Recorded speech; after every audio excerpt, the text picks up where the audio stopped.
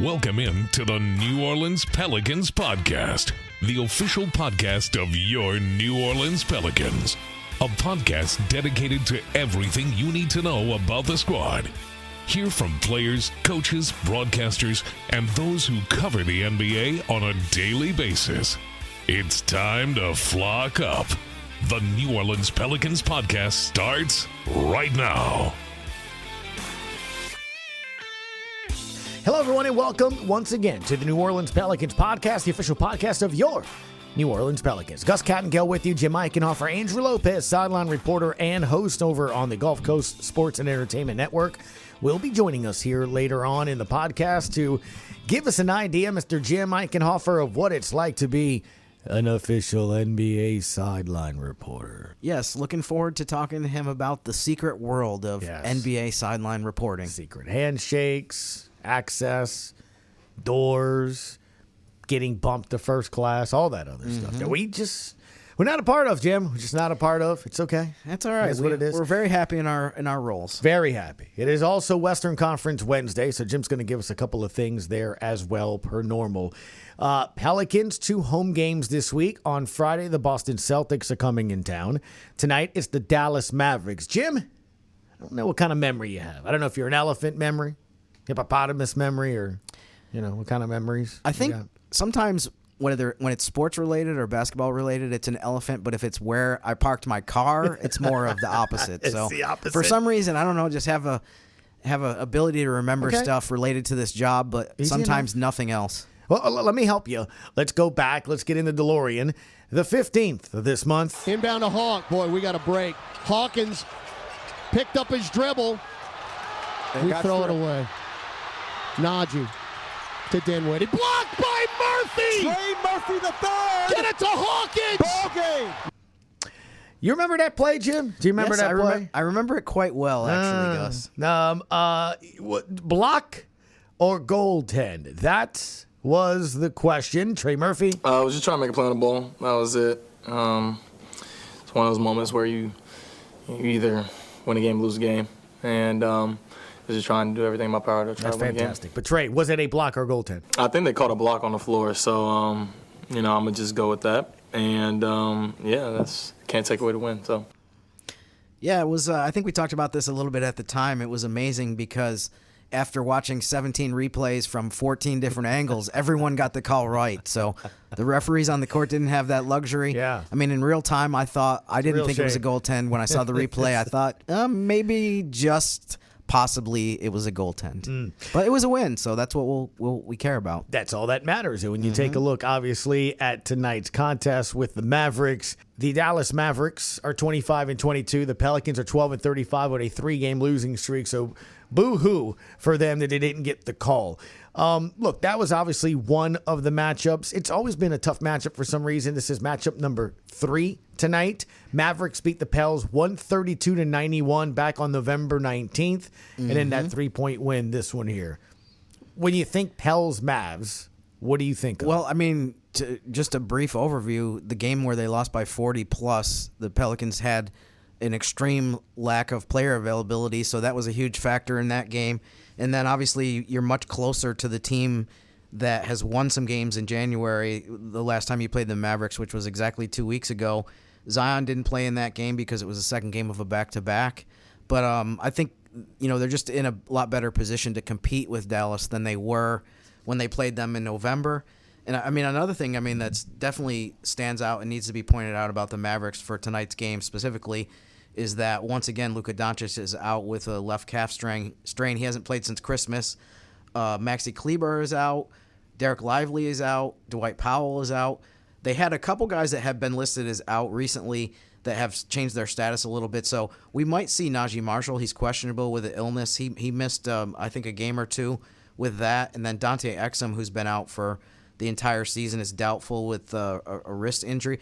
Probably won't play, but with the doubtful status, but he's getting closer to playing. So, but I mean, it is interesting. There's definitely the Mavericks are in more of the position where they have a bunch of key guys that are not going to play tonight, especially compared to the previous 2 games that the Pelicans played against them. Coming up is our conversation with Andrew Lopez, in which we talked to him about his first season as sideline reporter for the team. And then also coming up Western Conference Wednesday. It's hard to believe, Jim, you got the NBA trade deadline within 2 weeks, and then the All-Star break, which we got some differences this year. We'll talk a little bit more about that as we get closer to that. They're doing their best to try to make that as entertaining as possible. But real quickly, and I know we'll get into it a little deeper here, but he's finally, it only happened last month, but because of not playing, snowstorms and what have you, Yves Missi is going to get the Western Conference Rookie of the Month award for the month of December, but he also got an honor yesterday as well. Yeah, he's picked for the Rising Stars event. It's 24 players from the first-year crop of players, the rookies, and the second-year guys. So this is something that we are quite familiar with because the Pelicans have had a lot of guys in that game. So I'm really interested in looking forward to seeing him play in that event. I know we're going to talk to Andrew Lopez a little bit about how it's not, the all-star type format, those type of games in terms of the style of play, the pace. Sometimes they're not super conducive to centers and big guys, but it'll be fun to get to watch Yves get a chance to play in that. And by the way, too, the way that the format is this year, if you win among the 4 teams that play in the Rising Stars event, if you're on the team that wins that, you actually advance to Sunday, and you get to play as part of the 4 teams that are playing in the All-Star game format. So basically, you're talking there's a 4-team tournament Friday among Rising Stars. If your team wins that, you move on to the 4-team tournament on Sunday. So we could get a lot of Yves Missi if his team advances from Friday. And for people listening right now going, what are you talking about? When you say 4 teams on Sunday as well, those 4 teams are? Those are going to be 3 teams comprised of all-stars. So there's 24 NBA all-stars, the LeBrons, that level of player. There's going to be 24 of those guys split into 3 different teams of 8. And then the 4th team is going to be whoever wins the Rising Stars event on Friday. So it's going to be a lot of tournaments and some brackets, and should be more. I think it should be more entertaining than what we've seen the last few years with the All-Star game. I know that's a low bar. Yeah. I mean, no, there's been times we're still having picking. We're having two guys pick. I don't know. Captains. Actually, I don't know how. Yeah. I don't know how that's gonna. I think.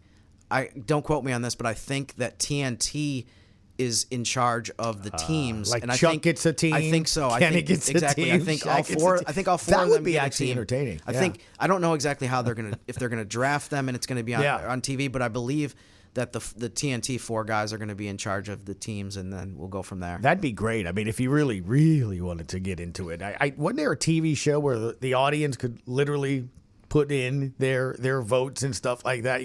Yeah, that'd be kind of cool. I mean, it'd take a bit. I guess you'd have to have the technology, but imagine if fans could, here's your pool, and here's your give me your top, kind of like in college basketball, you have the top 4 seeds, right? So you would pick the top 4 players that you would have for their team, and fans, selected in some computer algorithm, puts it all together. Why not? Anyway, look, the point is they're trying to make it a little bit as entertaining as possible. Andrew's entertaining, I promise. Here's our conversation with the Pelicans television sideline reporter. All right, time to welcome in Mr. Andrew Lopez, sideline reporter and host over on the Gulf Coast Sports and Entertainment Network. It's starting to flow off the tongue a little bit easier now, Andrew. If you had to guess, ballpark, you do this in fairs and schools and stuff, guess how many gumballs, raffle tickets, things. How many times have you had to say Gulf Coast Sports and Entertainment Network since the beginning of the season? For a show, maybe every B block, a lot. Does that count? Can I just 2,000. 2,000? Going to go with 2,000? That's my gumball in the machine guess. Oh, That's about it. It's Is it less than that? Okay. You say it's at least probably 10 a 5. show? Probably 7 to 8 a show. Okay. And we've had over 41 games, so that's the easiest math to do. Several hundred. So yeah, a lot. About 500. I'd say about 5. I was wondering about this because I've noticed the cadence of people saying it. That everyone is the key stressing sports when you say it. You say the Gulf Coast Sports and Entertainment. It seems like that makes it a break. I think it flows easier into and Entertainment Network. Like that's its own thing. It's Gulf Coast Sports and exactly. all of it. When you say it, it's just makes it a little easier with that break in the middle. Okay. Kind of Gotcha. it just flows the right way. See, I don't know if you go Gulf Coast in sports and entertainment. Yeah, no, it's the Gulf Coast Sports and Entertainment. Like, was there a meeting that we all practiced? Is it Gulf Coast Sports and Entertainment, Gulf Coast and Sports and Entertainment Network, Gulf Coast Sports and Entertainment Network. It's the Gulf Coast Sports and Entertainment Network. Well, see, he said that all in one tone. Yes, that's why he's a professional. We could talk about this all day, but let's go on to other topics. Before we get There's into listeners out there going, "What are we doing?" before we get into some of the specific Pels stuff, I wanted to ask you about your first year as a TV sideline reporter. This is something that we talked about back in October before the season started, just the adjustment to a new role and that kind of thing. But what do you think? I mean, I know we're only 40-something games in the season. It's not like you've done the whole year, but what's your favorite part of being a TV sideline reporter so far? I don't have to book my own travel anymore. That's a good one. I will say, I miss my points. Yeah, but you don't need the points as much now because it's a lot. It's nice doing that. Honestly though, it's being as close as I am to games. Mm-hmm. You know this as a media member, we've slowly been getting pushed away from the court, stiff-armed, being close to the court. I hear next year binoculars will be given to everybody with official team logos. Yeah, everybody's in the hockey box, or I guess the arena box for us. But no, that might be it. Is the fact that I am right. Sometimes in a tunnel, depending on how some arenas have it set up, but being so close to the action has been tremendous, and it's been a great learning experience, and it's been just absolutely fantastic from day one. Obviously, I would like for the guys to have a better record on the floor, but outside of results, I think that's probably been the number one thing. I was going to ask you this later, but you kind of set me up perfectly to ask this now. Is what's the best arena? You haven't been in every arena as a TV sideline reporter, but what of the ones that we've been to so far, what's the best arena seat location for a TV sideline reporter? I know that it seems like it changes from place to place. Yeah, and even like a place like Toronto. So Toronto doesn't travel radio. I'm sorry, Orlando doesn't travel away radio. So there you're courtside, like you're right behind Joel and AD. Okay. And then I was a little upset when I got to the game itself, and then the Graph and JD were sitting in my courtside seat, and I was tucked away in a tunnel over on the side. I want to say Chicago had a nice setup for us. Yeah, Indiana had a nice setup for us where we're also I'm sitting right beside them. Mm-hmm. Memphis, I'm sitting right next to Joel and AD. Perfect. So anywhere where I can get to the road basket relatively quickly, sure, has been good. But most are good. There's a few where you're kind of in a weird. Golden State has you on like a platform with so you're kind of all by yourself in the tunnel over there, and it's a little elevated so you can actually see out into it compared to some of these other places. Legit the tunnel. Oh yeah. You're most and I say the tunnel. You're not deep in the tunnel where you can't see anything. Yeah, but it's still. I mean, it's like you're sitting where for us it would be underneath where we have that TV platform in one of our away tunnels, or even where kind of the social team kind of sits on that opposite side, in the corner. Yeah. So it's. Some teams don't give you great views. I won't say what teams don't. Okay, because I was going to ask you, what is the seat location for TV sideline? I definitely know what most needs improvement. I definitely know what the worst one is, but I won't out them because I like a lot of the people in this organization. Gotcha. But it's some are better than others. But even being that close, you still are in the tunnel. You can talk to guys when they're coming off. You can.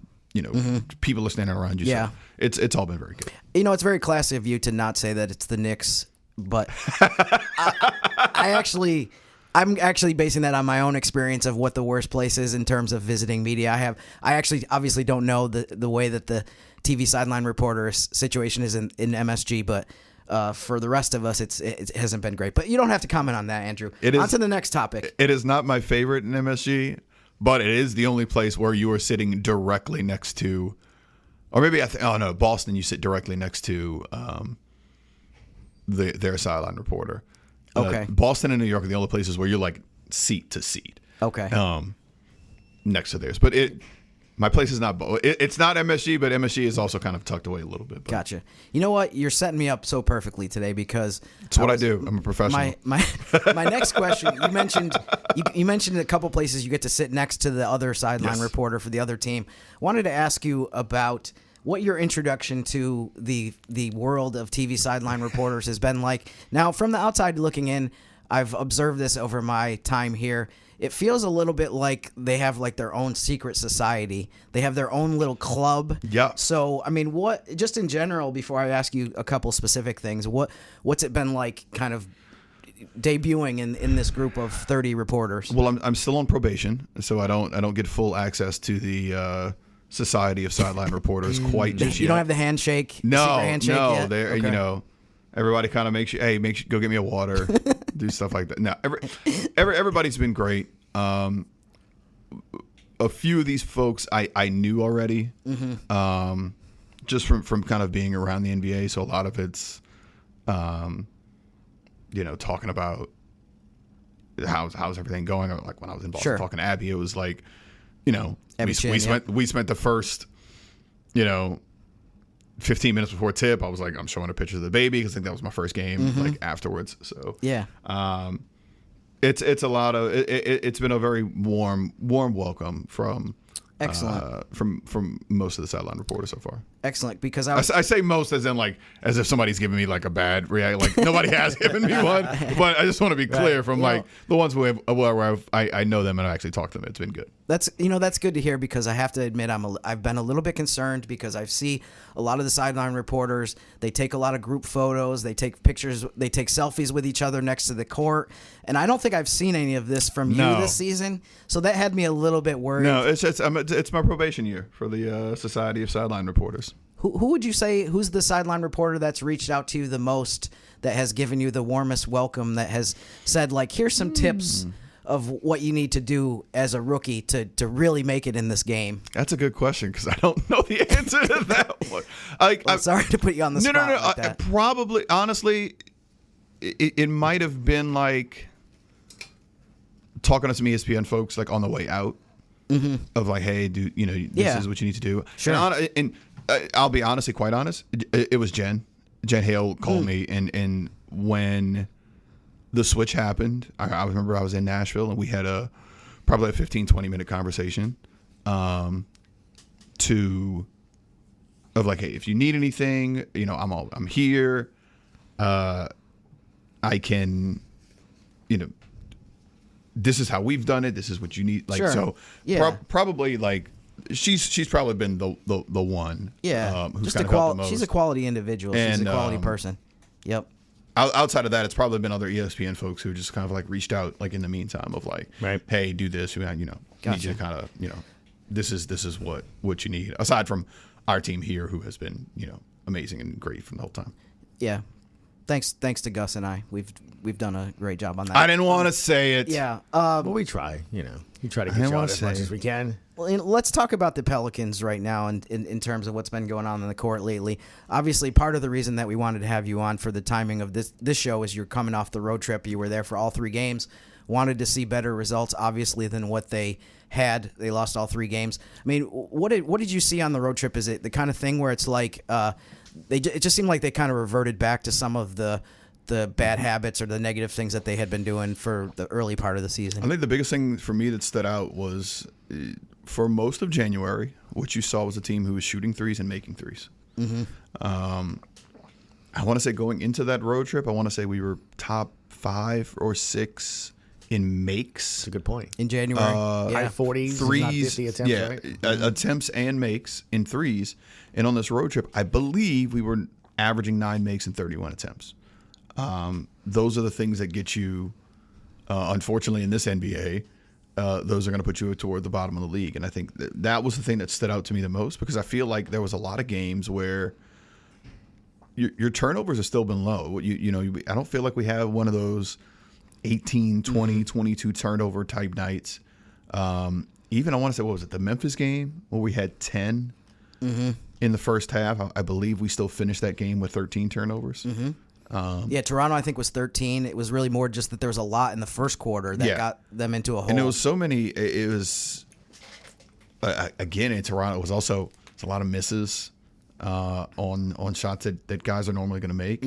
So sometimes you just you're chalking that one up to luck. But to kind of get back going, and I'd like to see some. Hey, let's attempt some more threes. Let's hit some more threes. We got some guys coming up who can, move up on the 3-point all-time leaderboard. Yes, indeed. So let's see if we can kind of get a little of that back going on this. Can I interrupt just real quick on the three thing, and along the lines where you talked about being able to sit there and look at it? I know we've had this discussion, maybe even with you on the podcast, and I know Jim and I have too. A couple months ago, I think the in-season tournament, Adam Silver was asked about the three-point shooting and if the pace and how that game feels. And look, I mean, sometimes we'll be watching a game and, when you're down 31, you're down 31. It's tough to get into from a fan standpoint, much less people covering it. Your first season out that close, being a part of it, is there a difference? Can you see, is it something that needs to be addressed or looked at in terms of when one team is making one and not the other? Like, are you finding yourself looking at your phone or fans, paying attention? No, I mean, I think I'm always. Does that make sense? I get it, but I still think, like, to me, like, threes are still, when they go in, they're exciting. Like, there's always most arenas, not just us, have some sort of little promo attached to it. So there's always like a little something on the big screen, something throwing shirts into the crowd. Yep. Yeah, there's something to it. Maybe it's tiring when you have a team gets to their 22nd three of the night. Oh no, a team made 20. Like, it's 66 points. Like, I'll take that. Like, it's to me, it's still a part of it. I get it. I mean, we've had. And this is not just us. This is around the NBA. 3-on-1 break, 4-on-1 break. Right. That somehow ends with a 3-point attempt instead of a layup or a dunk. Yep. I think AD on the broadcast one of the other days, he had Joel cracking up on the broadcast. He said, well, when I was taught, it was this, and you do this. And I want to say it was like Hawk spread, like Trey. It might have been CJ Hawk Trey in this particular fast break. But that's what happens now. And I don't know if there's anything that can kind of rein it back outside of, like, you make a 4-point line. Do you push it back to where a 4-point line would be to try to give more space? Do you widen the court, which is a whole other set of logistical problems? Yeah, that might not be possible with the arena setups. Yeah. Right. So eliminate the corner threes, maybe. I saw something during that time that somebody wrote, with the in-season tournament, like making a dunk, a 3-point. So, like, bringing the value back to it, because to me, it's still exciting. Like, I love it when Trey drives baseline and does all that. I love if somebody makes a dunk a 3, and then we have to talk about what's a dunk and what's not a dunk. Like, did you throw it in the rim forcefully? Did you grab the rim? Was that a dunk? Is it 2 hands? How many replay reviews would we have to do for just that? Like, when Ja had his dunk that didn't count against Wemby the other night, he threw it in. He didn't touch the rim. One of the best dunks I've ever seen of all time. You go back to Blake Griffin. I think it was on the Mozgov. Yeah, he threw it in. Yeah. Is that a dunk? Is that 2? Is that 3? I think this you gotta touch the rim. Gus loves dunks so much. He's the one that came up with this idea about 3 points for dunks over. Yeah. Can you imagine down 3.2 left, and now all of a sudden, well, you can either shoot the 3 or you can drive the lane. Point 2, you can't shoot the 3. Right, you can't catch and shoot. Yeah, you gotta get it. You gotta get the oop. So you send. So now you gotta hold it. Yeah.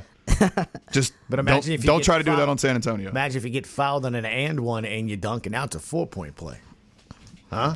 All right. We need to we need to rein Gus. We need to take. we gotta take away his credential for a night. He's got 3-point fever or something. This is like a diagnosed case. He needs at this point. Maybe we'll put him in charge of the dunk contest at there you All-Star break. There you go.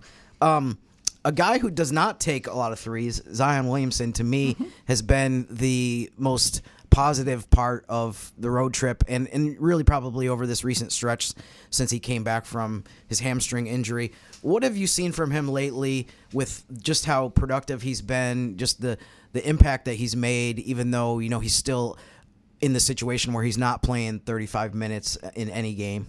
In his last 4 games, here's Zion stats. So this is the 2 games before the road trip, and then 26 points, 9.8 rebounds, 4.8 assists, 2 blocks, 61.6% from the field, which is a number that we're used to seeing from him. Sure. In 25 minutes a game. Right. Yeah. His per 36 numbers for the year, and I know he's only played 12, 13 games at this point. His per 36 numbers, his scoring is, I think, tied for his best, 29.3 per 36. Rebounds, assists, blocks, steals, both offensive and defensive rebounds, all at career highs for him in his per 36. Yep. So you see the difference that he makes when he's on the floor. It changes a lot. It changes everything. And in fact, if you go back and look at these last few games, look at Charlotte, look at Toronto, he probably should be averaging closer to 7 or 8 assists a game. Guys aren't just making because shots. just because of potential assist opportunities that he would have, just because guys are not making shots that they would normally make.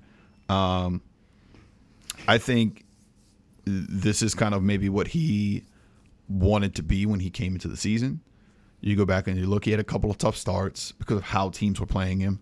Portland had a very weird setup against him where Donovan Clingan was allowed to not leave. Right. Right.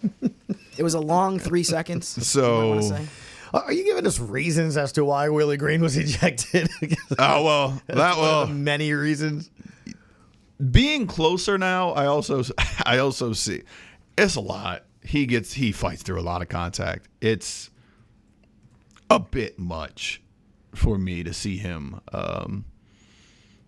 not get it. And I remember going back to Alvin Gentry in his first year, and Alvin loved to talk about how the refs were.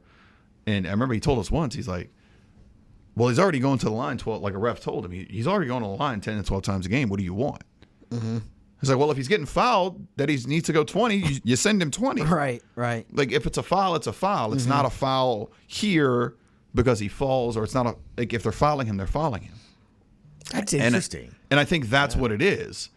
Now, I'll say this. The ref said that tongue-in-cheek. This is not the refs are not Now I'm tweeting. Counting sideline reporter counting free throw attempts. This is Zion to he's looking at the box and going, he shot 12. What do you want? This is. I understand what the point of what the ref's point was, in the situation. Kind of like you can call a holding call in football all the time. I can call a foul on him every no, if it's a foul, it's a foul, and this has been this way his entire career. This is how Z has been kind of officiated. Had a stat going in the last game about Trey Murphy attacking the rim. Trey has been attacking the rim a lot more. In his first 20 games, he shot 73 free throw attempts. In his next 10 games, shot 71 free throw attempts. His 7.1, this is again heading into Toronto, his 7.1 attempts were 8th in the NBA. Wow. Zion was in January. Zion was like 10th at 6.6. Trey was getting more free throw attempts, and again, Trey's playing more minutes. Sure. But the frequency in which Z drives to the rim, he probably should be 8, 9, 10, 12, and which he has been for some of these games. So he's always been officiated differently. We saw Shaq officiated differently. It's just I think it's harder to officiate guys with that amount of strength. There's no doubt. Yeah. To try to differentiate who's making contact, what it is. Sure. But I definitely think we're seeing the guy that he kind of wanted to be coming into the season. Who, if he was playing the 32 to 34 minutes a night that he normally plays, he's probably putting up career highs in a lot of stats. Couple other quick topics wanted to go over with you too. I feel like besides Zion, maybe individually the guy that's played the best compared to what he had been earlier in the season is Jordan Hawkins. Lately has shot the ball a lot better. I mean, do you have a feel for, is some of that just him getting healthier, that he's not dealing with so much with the back injury? Yeah, it's one of these games. Maybe it might have been the Memphis game. They had 20 in Memphis. 20 in Memphis. 20 in Memphis. 18 against Utah, 14 at Charlotte. So it was after the Memphis game when we talked, and I talked to both Willie and Jordan Hawkins about this. It really is a situation where the back's not bothering him as much. The back, good to hear. The back hurt him a lot, and he's trying to fight through it. He had a couple of good games early in the season. He's doing he's shooting it the way that we know him to shoot the ball. And then I think fighting through that back, it really hurt him. It hurt his shot. It hurt his lift. It hurt everything about his game. And now you're seeing him kind of get healthier, and you're seeing him, get back to the shooter that we know he is. And I think that is the biggest key of this. I've talked to Wes and AD about this on the show. Your back's a lot when you're trying to make shots. It controls a lot, and I think he was in a lot of pain, which is why he tried to fight through it at first, couldn't.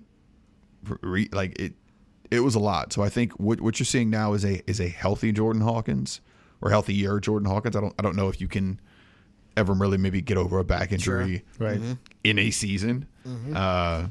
He might be one of the guys on the team looking forward to All-Star break the most. Yeah. But I think that he can kind of go out there and play the way he is. It's a kind of a testament to that back getting healthier and him being able to now find more of a rhythm. Hawkins was the team's first-round pick last year, or 2 years ago. Last year was Yves Missi. What was your reaction to him being named Rising Stars as a player that's going to be in that event? I want blocks to count as points because I think his team's going to have an advantage. No, yeah. It's due, and he's earned this. This is a guy who might have slowed down a little bit as of late, but through December and early January was considered a guy who was. He was the top of the NBA.com rookie ladder. Yep. He was in the Rookie of the Year conversation. He's probably still first team All Rookie conversation right now. I think of anybody on this team, he is the guy who, perhaps more than anyone else, has made the absolute most of his opportunity this year. Maybe him and Trey are probably up there for me as the guys who have kind of made the most out of this season. We've talked about this before. Yves probably wasn't in line to get a lot of minutes to start the season. Trey's out for those first few games. It allows him to play as the backup five. And then, he eventually gets that starting job, and I think he's kind of taken that and kind of run with it. So I think he has been one of the better rookies in the league, and I think sometimes with these new formats, it's not always friendly to bigs. Sure, but he's earned it, and so kind of excited to be able to see what he can do out there in the Bay. You mentioned the format. I wanted to ask you briefly. The NBA All-Star Game format now, which has changed, is now basically what the Rising Stars format has been the last couple of years. I think Pelicans fans are familiar a little bit with it because there's been a guy from New Orleans in that game the last few years. I remember Jordan Hawkins was in it. Jose MVP? Yeah. How could I forget? Do you like the new format for the All-Star Game? I like anything that's going to get guys to care even a little bit more about the game. I do think that's something that I miss. I remember watching the All-Star Game, and it at least used to be you gave, you tried in the fourth quarter. You put the effort up in the fourth quarter, and now it's even more whatever. The one year that it was it came back was was it the year after Kobe when they put the Elam ending in, and guys were trying to play for Kobe, and it was like a different thing. And I know they've tried the Elam ending thing a couple of times, but one thing this guarantees you is it's all buzzer beaters. I mean, you get there's going to be a game winner in every single game winner in everything. Shorter games, might be the key here. I think the 48-minute All-Star game format was really past its expiration date a long time ago. So, and we've seen this in other sports. We've seen other people kind of go away from it. MLB is probably the last one left. It's a regular game. Real game, right? NHL has changed what they do. NFL has changed what they do. Now the NBA has changed what they do. So, anything that can get guys to go out there and try a little harder, I'm all for. Last thing before we go, I wanted to ask you, it's 8 days from the trade deadline, and I'm curious, I'm not going to ask you about what the Pelicans are going to do or what your predictions are for them, but going back to your time as an ESPN reporter, would you describe the stretch of right before the trade deadline as something that you enjoyed or something that you despised? What would be more accurate? Not my favorite. Okay. Not my favorite. Yeah. It's from a reporter standpoint, it's a lot of time of intel gathering. It's a lot of extra phone calls, a lot of, every for this and say the first couple days of free agency, you're looking at your phone. Every buzz. You're not sleeping as much too? No. Yeah. No, which I can compare that to a lot right now of not sleeping as much as a new dad. But you're going out to dinner and it's like, your phone's face up because you're making sure, okay, all right, this person didn't do this person didn't, or who's getting traded. Right. I want to say one of the last actual free agency periods I was actually happy with because I think I knew both what the Pels were going to do, what the Spurs were going to do. We're not going on spending sprees. I knew there was a couple trades they could make, so I was sure. I felt a little bit more at ease about what you could do. But overall, as a reporter, and also it depends on what your team is doing, the teams that you're covering. I go back to the CJ McCollum year. We can go back to that. 22. Yep. When I was not employed by the team. That was a lot of trying to figure out what was going on for weeks leading up to what combinations work, what's gonna happen, how is this gonna work, and knowing they had a target in mind, and you're waiting, you're making calls, you're doing this, so it's longer days for sure. Again, in the grand scheme of things, I'm just a guy covering basketball, so it's still really fun. Sure, right? But sure. Not my favorite is our trade deadline and first week of free agency days, I should say. I was just going to say my last thing that I thought was interesting too, because obviously when you look at a season as we go into the game tonight against Dallas, where you're 12-35, you're looking at what's coming up and to next season. I mean, just is what it is. And I thought one of the things that Jim sent me yesterday was real interesting that Rod Walker, columnist for the Thomas-Picayune and NOLA.com, posted yesterday. It's true. 2020, Zion Williamson, Nickeil Alexander-Walker, Nicolo Melli. Zion, in 2021. In Rising Stars. Yep. Herb Jones, Jose Alvarado, Trey Murphy, 22-23, and 24 was Jordan Hawkins, Dyson Daniels, and Yves Missi this year. And he said this is the 6th year the Pelicans have had a player in Rising Stars games. So as a fan, I hear that. What does that tell me? That you're having guys who are among the top. I mean, at the basic level, it means you have a guy who's in the top 24-ish. I know they've changed some of this, of being a young guy. And I think some of that shows you are having young talent who can be built on. Melli in the first year, I know he was an older guy, but you saw what Nickeil was able to become. Sometimes those young pieces become trade pieces. Sometimes those young pieces become your core. But it's a piece. So of everybody you just mentioned Z. Obviously, Z was going to go. But you mentioned Trey and Jose and Herb and Hawk and Eve. And I think those 5, along with Z, are pieces you can use going forward. And sometimes you've seen, because of injuries, we saw it with Hawk last year because of Trey not playing early on. We saw it with Yves this year because of Trey not playing in the first couple of weeks. But earning his way in is you've seen guys take some opportunities and make it, and now you look at it and say, oh, those are probably 6 guys that I think would be on the team next year and could all be core pieces of or maybe not core pieces is I think it's a smaller, tighter group, but all pieces of what you want to do next season. A few of those are guys you're absolutely trying to build around. And I think it's interesting too that of the 5 or 6 guys that you listed, only Zion was in the top 5-10 of the draft. I mean, Hawkins, among those other guys, Hawkins is the highest pick at 14. And then you have Jose undrafted, Herb 2nd round, Trey was the 17th pick, Yves was the 21st pick. So, I mean, to me, they've also done a good job of acquiring talent in spots where you don't expect it to be to necessarily land or hit every time. When you're a franchise like New Orleans, you need to hit on your draft picks.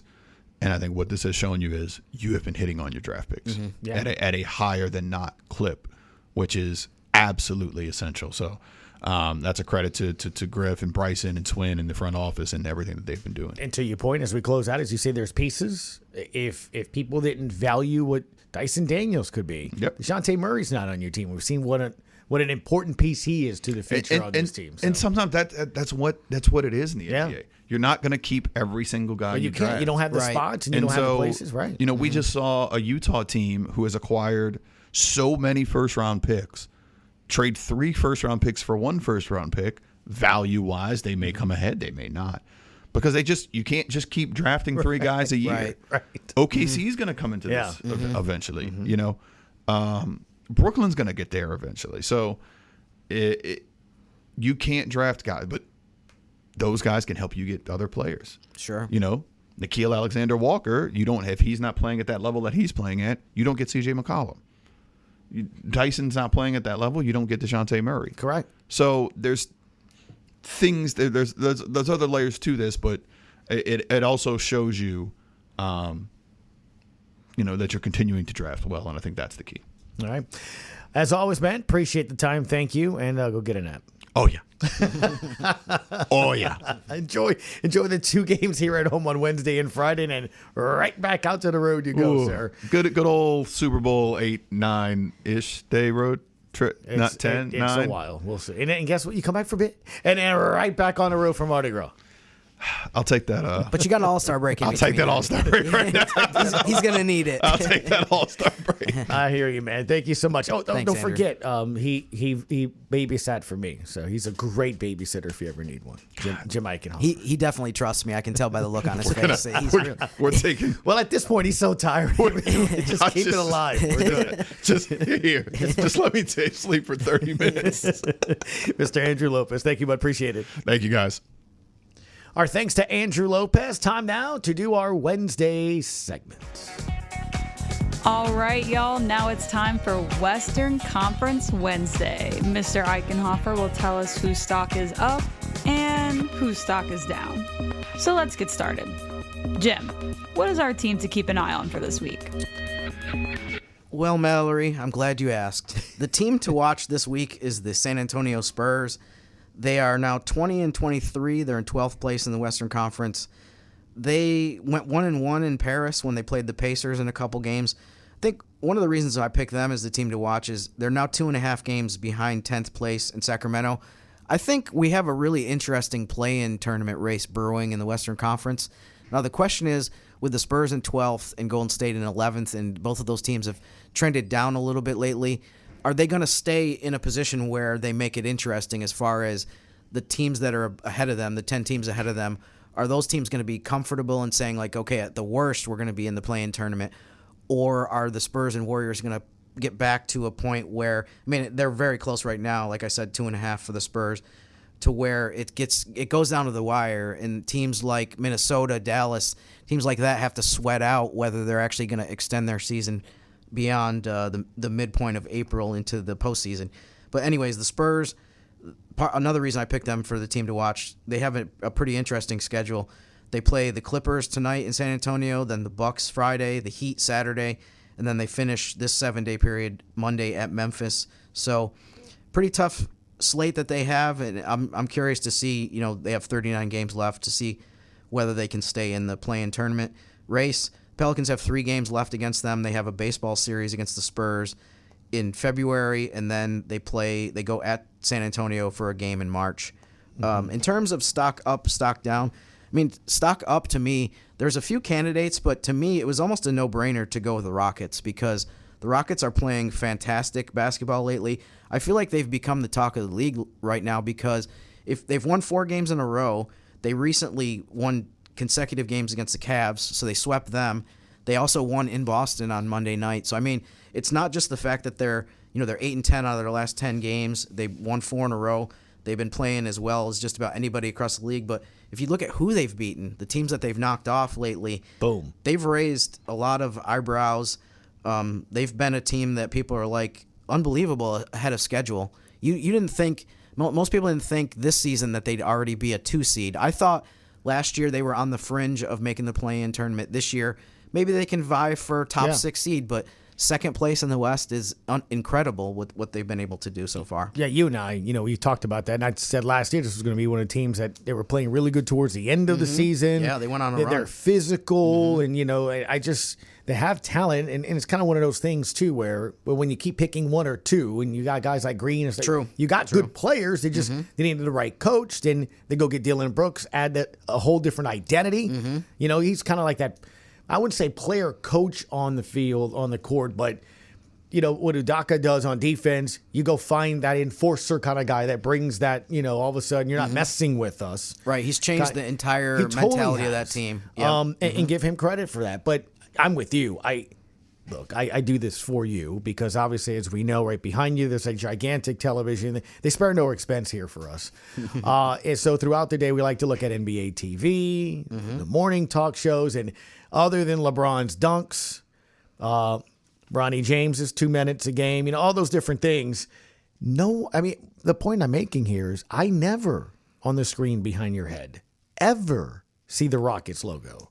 I don't see them talking about them at all. That should change very soon. They're second in the West. Right. And 2 games ahead. Really good teams. Yeah, right they're 2 games ahead, 5.5 back OKC. And let's be honest, OKC is having a season where right now, speaking of narratives, because, AD likes, and anytime we make an assumption it's a narrative, since it's not him, the narrative is to give SGA the MVP. Right. He's having an MVP season. That's what I'm trying to get at. You have a player having an MVP season that's 5 games ahead of you. If he's not having an MVP season, it's just good. The Rockets may be in contention right now for the number 1 seed. It's crazy. Yeah, and we talked about on Monday the schedule that the Pelicans have coming up where there's a lot of difficult opponents. Pelicans play the Rockets twice in March. 1 game's in Houston, 1 game's in New Orleans, so it's not technically the traditional baseball series, but I think that's another part of the difficulty that the Pelicans have coming up. And by the way, too, honorable mention for stock up in the West, I got to give Portland Trailblazers. They've won 5 out of their last 6 games. They were the team to watch last week. They've won a bunch of games since, we talked about it. They beat the Bucks last night. They're up to 18 wins now. The Pelicans have 12. So, I mean, it's the distance between those teams has increased a lot. So, tip of the cap to Portland for that. And stock down, I kind of say this a little bit tepidly, but I'm going to go with the Denver Nuggets because they've lost 2 games in a row. They lost at Minnesota by 29, then they lost to Chicago by 8 points, which was a surprising outcome for sure. I mean, Denver's still 28-18. They're still 4th in the Western Conference. And over a wider span of time, they've been playing really good basketball. But just lately, over this last 7 days, they had a couple losses that were pretty rough with the blowout to the Wolves and then losing to the Bulls, who really have not beaten anyone lately, So, but stock down for the Nuggets also partly because I've talked about recently how they were in really good position to be top 4 in the West, but now they're not that far ahead of both of the LA teams. The Clippers and the Lakers are 5th and 6th. So the margin of error for that has really closed the gap between those 2 teams. So Denver's just a little bit more tentatively in the top 4 than they were a week or two ago. So, and last thing, so Pelicans have 2 games against Denver. We're going to be seeing a lot of the Nuggets next week because on Monday and Wednesday of next week, the Pelicans will be playing in Ball Arena against the Nuggets. And that is it for Western Conference Wednesday. There it is. And that is it for our Wednesday edition of the Pelicans Podcast. As always, we appreciate it. We'll see you again on Friday. Until then, enjoy it. Thanks for listening to the New Orleans Pelicans Podcast. Join us 3 times per week on Pelicans.com, the Pelicans mobile app, the iHeartRadio app, or where you get your podcasts. And be sure to give Jim and Gus a follow on X at Jim_Eichenhofer and GCat_17. We'll see you next time, right here on the New Orleans Pelicans Podcast.